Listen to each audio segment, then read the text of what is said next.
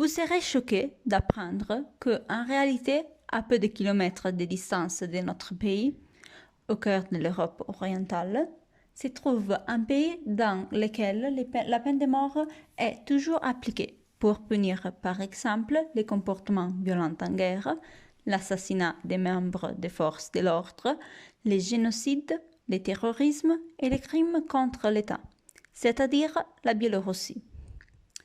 C'est pour cette proximité qu'il s'agit d'un cas emblématique pour prendre une position contraire à la peine de mort.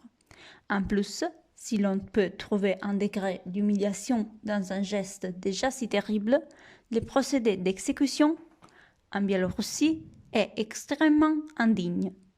Les condamnés à mort est forcé de se mettre à genoux et être fusillé. Mais un geste tellement atroce n'a aucune utilité, ni pour l'État, ni pour la société. En effet, comme soutient Hugo dans les derniers jours d'un condamné, la prison perpétuelle suffirait pour empêcher de nuire à l'État. Et en plus, comme affirme Voltaire dans son commentaire sur les livres des délits et des peines de Beccaria, des criminels condamnés à travailler aux ouvrages publics toute leur vie servent l'État par leur supplice. C'est-à-dire que l'État ne peut pas bénéficier d'un homme mort, tandis qu'en vie, ils peuvent travailler à l'intérieur de la prison et redécouvrir aussi les valeurs morales.